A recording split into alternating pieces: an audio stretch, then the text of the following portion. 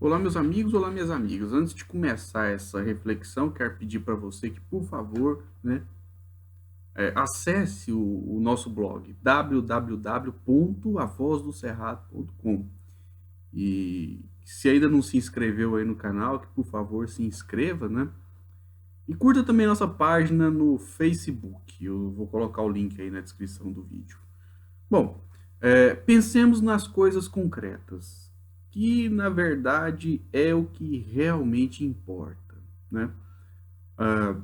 Estamos no inverno, um frio, né? Este inverno está realmente mais frio do que outros invernos, e é nessa hora que a gente tem que fazer algumas reflexões. Por exemplo, precisamos de uma política habitacional para que pessoas, né, tenham onde dormir nessas noites frias, né? Os sem-tetos tenham um teto e possam se aquecer no frio e se refrescar também no calor, né?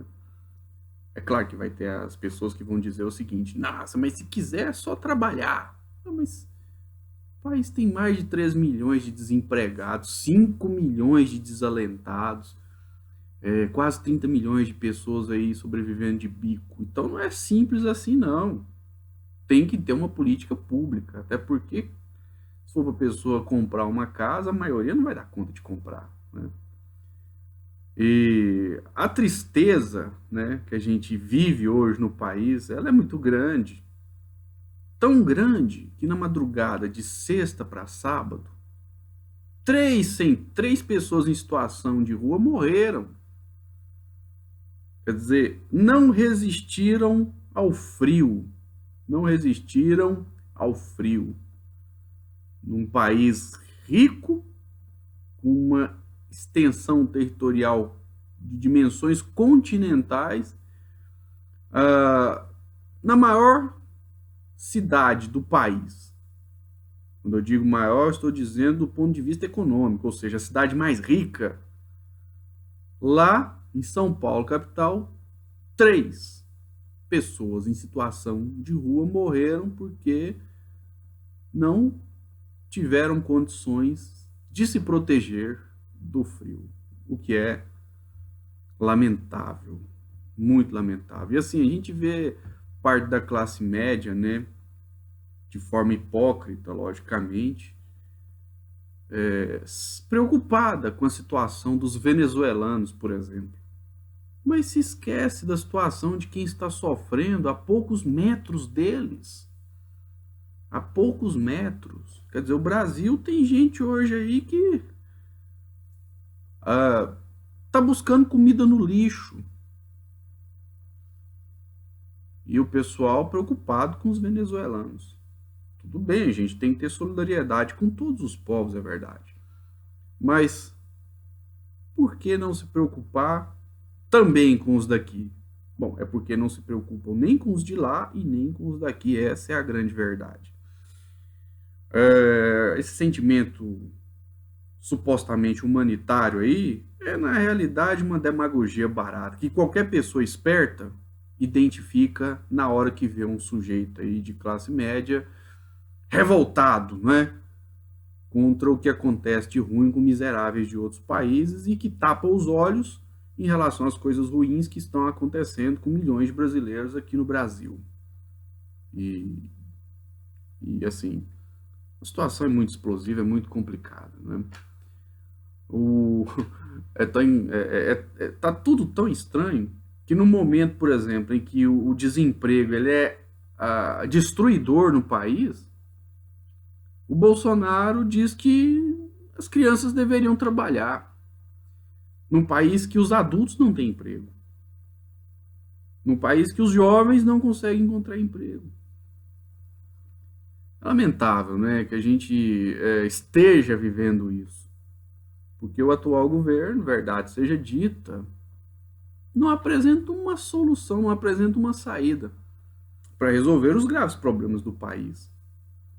Tá certo? Ele fica falando aí que se aprovar a reforma da Previdência, tudo vai acontecer de bom.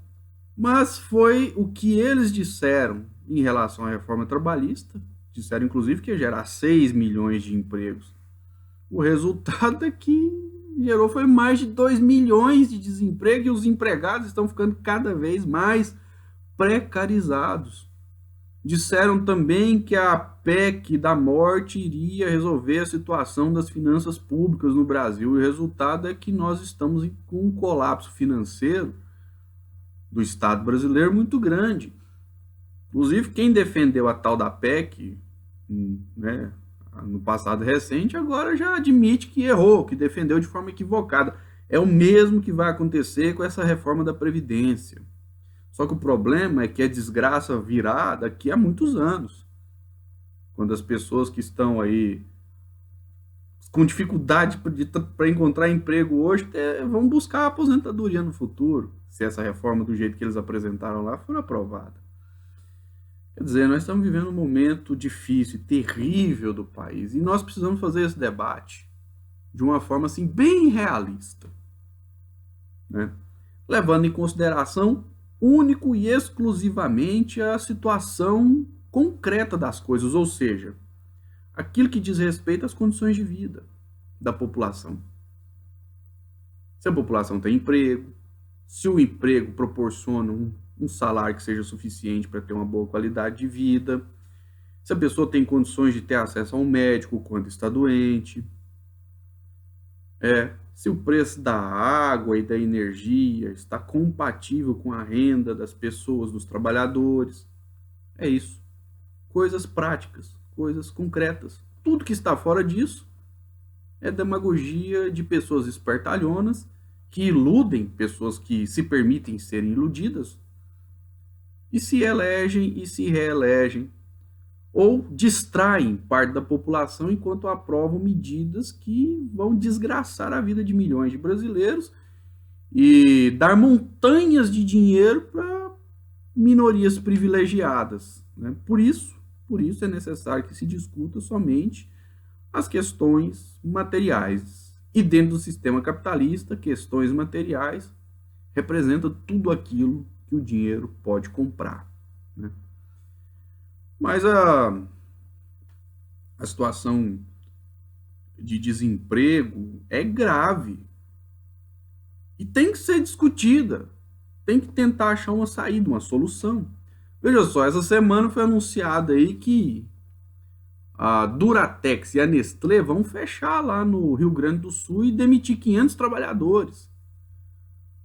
O empresário, essa semana aí, se matou num simpósio lá em Sergipe, na frente de uma plateia, várias pessoas estavam lá.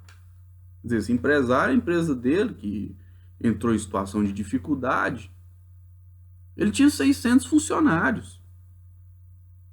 Será que as pessoas vão continuar fazendo debate besta e mentiroso de combate à corrupção, de moralizar o país, sendo que é impossível moralizar? Sendo que o combate à corrupção ele é sempre mentiroso, falso, até porque quando alguém resolver de fato combater a corrupção, o que vai fazer? Vai observar a lei, vai observar a movimentação financeira de pessoas que estão desviando dinheiro público e vai aplicar a lei sem pirotecnia, sem show, sem imprensa. Quer dizer, a imprensa pode até relatar, mas os agentes do Estado que ficam trabalhando, na verdade, muito mais para dar entrevista para a Rede Globo do que para resolver a situação, para fazer aquilo que eles são pagos, não combatem corrupção. Não. São pauteiros de imprensa. E a Lava Jato agora vai mostrando, né? O que é uma operação pauteira de imprensa. É claro que, em relação à Lava Jato, o buraco é muito mais embaixo. É só ver o que aconteceu com o patrimônio nacional após a operação. É só ver o que aconteceu com a geração de empregos após a operação. E agora a revista Veja está empurrando o Moro aí para o precipício. Na verdade, deduz, né, se que o ex-juiz está perdendo a importância. Mas, bom, o certo é que a Lava Jato causou um estrago no país. Não dá para defender essa operação, não. Agora, se a polícia o Ministério Público, a própria Justiça, fizesse aquilo que a lei manda fazer, as empresas que foram destruídas pela Lava Jato não teriam sido destruídas.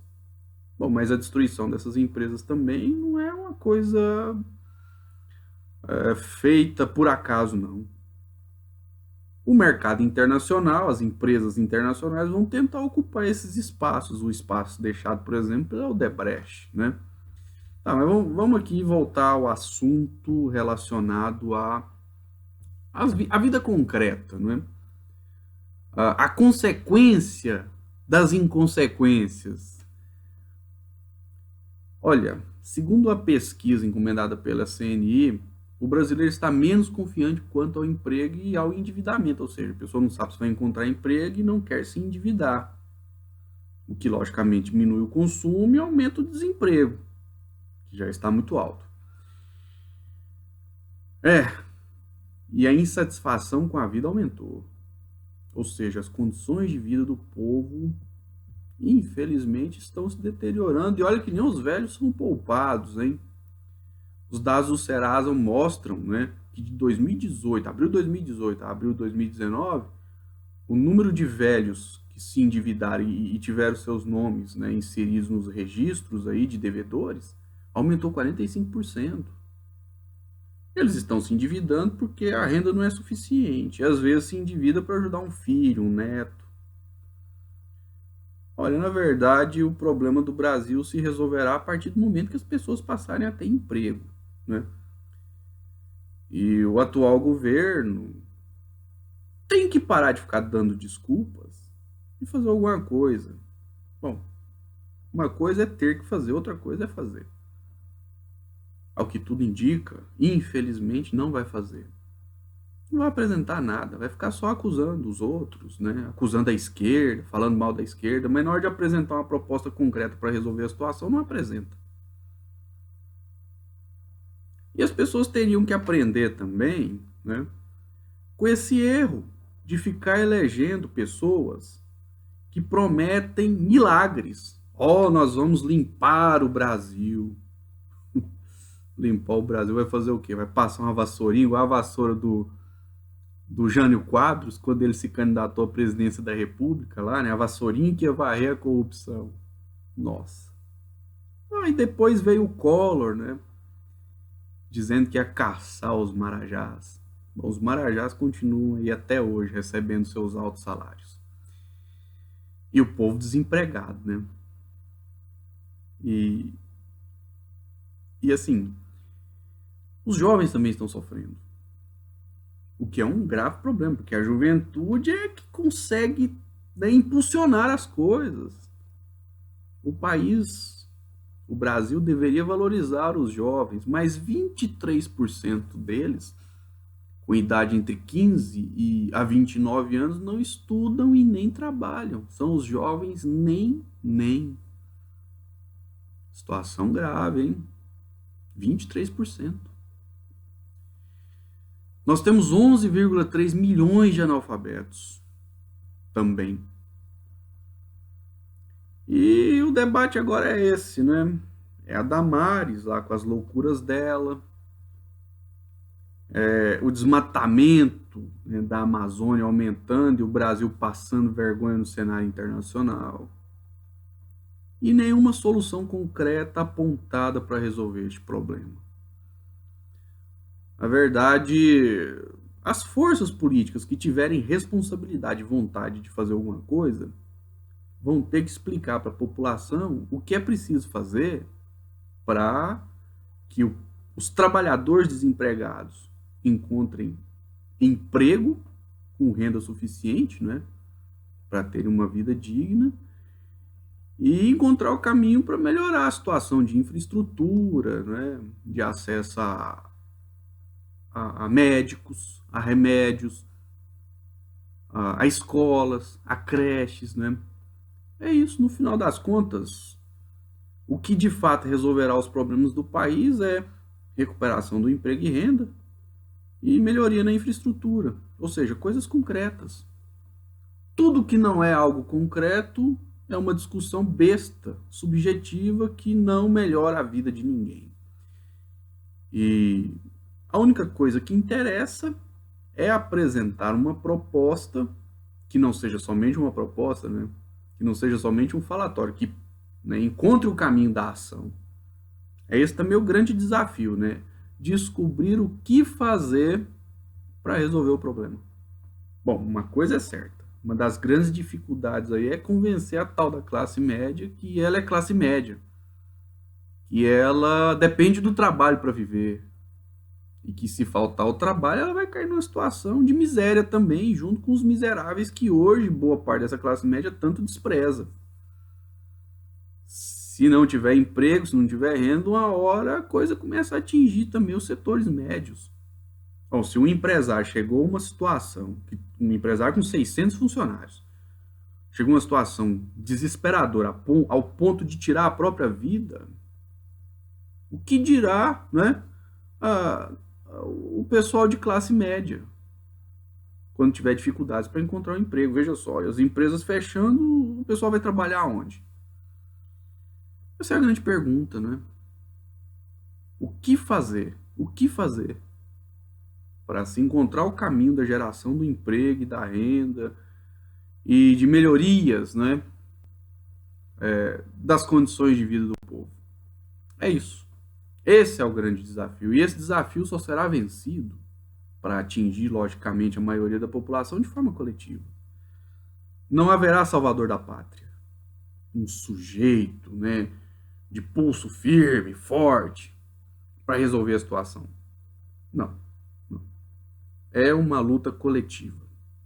Se você não quiser lutar de forma coletiva, sendo você um pobre, uma pessoa de classe média, saiba de uma coisa: você contribuirá para o caos e para a desgraça desse país. Não há outra saída que não seja a mobilização do povo em torno de uma pauta concreta. Nada de subjetivismos. Os subjetivismos, por exemplo, combate à corrupção, que é uma coisa muito besta, que deveria ser feita até de uma maneira séria, correta, e não está sendo feita, infelizmente, não levou o país ao desenvolvimento. Muito pelo contrário. Depois dessa onda de pessoas lutando contra a corrupção, supostamente lutando contra a corrupção, as questões concretas, né, e materiais pioraram bastante para a maioria da população. E o grande desafio é entender que a situação não se resolverá através do messianismo de figuras individuais, não. É somente através de lutas coletivas. E essas lutas têm que ter como objetivo a criação de um ambiente econômico onde pessoas desempregadas, né, sejam contratadas para trabalharem e terem um salário digno. E não somente trabalhar e ter um salário digno, mas terem acesso a serviços públicos de qualidade. A luta tem que ser essa, né? Bom, eu espero que esse vídeo tenha sido útil para você, né? Mais uma vez eu faço o convite aí, né? Acesse o nosso blog www.avozdocerrado.com, se inscreva no canal, compartilhe, né? E vamos unir as forças aí e lutar, né, para ver se a gente consegue recuperar o nosso país. Jeito tem, o país tem um potencial enorme, mas é preciso lutar, né? Se não houver luta, não haverá vitória. Forte abraço aí e até o próximo vídeo.